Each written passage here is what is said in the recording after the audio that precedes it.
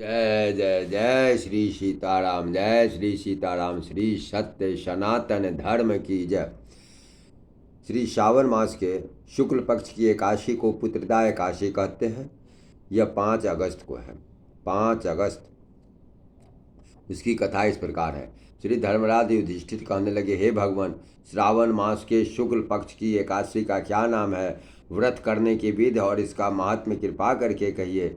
भगवान श्री कृष्ण मधुसूदन कहने लगे, इस एकादशी का नाम पुत्रदा, पुत्र देने वाला, नाम से स्पष्ट है, पुत्रदा, पुत्र देने वाला है।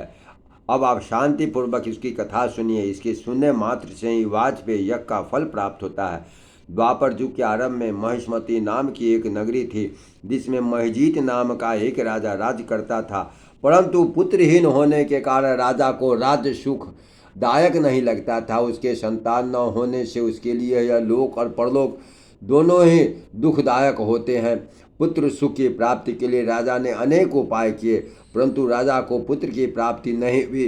वृद्धावस्था आती हुई देखकर राजा अपनी प्रजा के प्रतिनिधियों को बुलाकर कहने लगा कि हे प्रजाजनों, मैंने इस जन्म में तो कोई पाप किया नहीं। मेरे खजाने में अन्याय से उपार्जन किया हुआ धन नहीं, न मैंने कभी देवताओं तथा ब्राह्मणों का धन छीना है। किसी दूसरे की धरोहर भी मैंने नहीं ली। प्रजा को पुत्र समान पालता रहा। मैं अपराधियों को पुत्र और बांधवों की तरह दंड देता रहा। कभी किसी से घृणा नहीं की, सबको समान माना है। सज्जनों की सदा पूजा करता हूँ। इस प्रकार धर्मयुक्त राज्य करते हुए भी मुझे पुत्र नहीं, सो मैं अत्यंत दुख पा रहा हूँ। इसका क्या कारण है? राजा महजीत की इस बात को विचारने के लिए मंत्रीगण तथा प्रजा के प्रतिनिधि वन को गए। बड़े बड़े ऋषि और मुनियों के दर्शन करते हुए राजा के हित की कामना की पूर्ति के लिए किसी श्रेष्ठ तपस्वी मुनि को देखते फिरते रहे। एक आश्रय में उन्होंने एक अत्यंत वयोवृद्ध धर्म के ज्ञाता बड़े तपस्वी परमात्मा में मन लगाए हुए निराहार जितेंद्रिय जीत आत्मा जीत क्रोध सनातन धर्म के गूढ़ तत्व को जानने वाले समस्त शास्त्रों के ज्ञाता महात्मा लोमश मुनि को देखा, जिनका कल्प के व्यतीत होने पर एक रोम गिरता था। सब ने जाकर ऋषि को प्रणाम किया और उनके सामने बैठ गए। उन लोगों को देखकर मुनि ने पूछा, आप लोग किस कारण आए हैं? निसंदेह मैं आप लोगों का हित करूंगा। मेरा जन्म केवल दूसरों की भलाई के लिए है।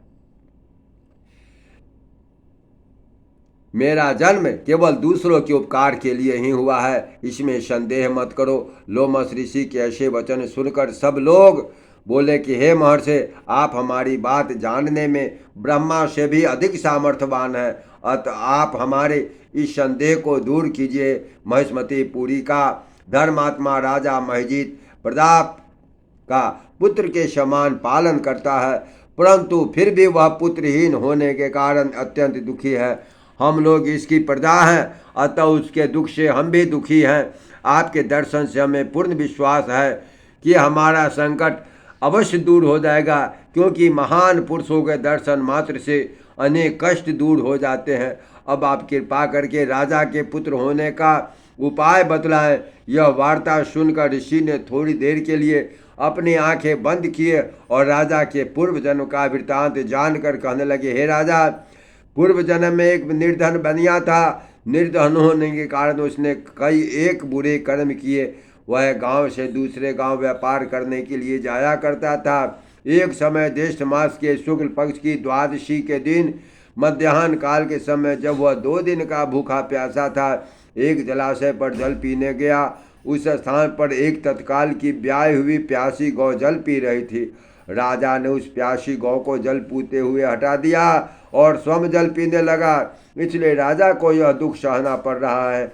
एकादशी के दिन भूखा रहने से वह राजा हुआ और प्यासी गौ को जल पीते हुए हटाने से पुत्र के वियोग का दुख देखना पड़ रहा है। ऐसा सुनकर सब कहने लगे कि हे ऋषि, शास्त्रों में पापों का प्रायश्चित भी लिखा हुआ है, अतः जिस प्रकार राजा का यह पाप नष्ट हो जाए, आप ऐसा उपाय बतलाइए। लोमस मुनि कहने लगे, श्रावण मास शुक्ल पक्ष की एकादशी को, जिसको पुत्रदा एकादशी भी कहते हैं, तुम सब लोग व्रत करो, रात्रि को जागरण करो, उससे राजा का यह पूर्व जन्म का पाप अवश्य नष्ट हो जाएगा।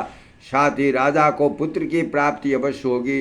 लोमस ऋषि के ऐसे वचन सुनकर मंत्रियों सहित सारी प्रजा नगर को वापस लौट आई।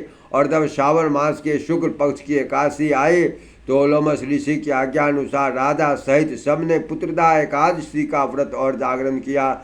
इसके पश्चात द्वादशी के दिन उसके पुण्य का फल राजा को दिया गया।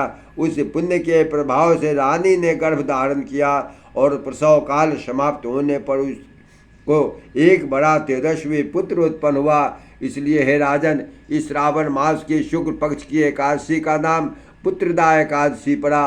अतः संतान की सुख की इच्छा करने वाले नर नारी को इस व्रत को अवश्य करना चाहिए। इसके महात्म को सुनने से मनुष्य सब पापों से मुक्त हो जाता है और इस लोक में संतान सुख भोगकर परलोक में स्वर्ग को प्राप्त करता है।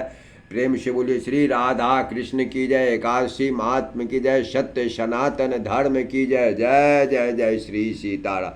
जय श्री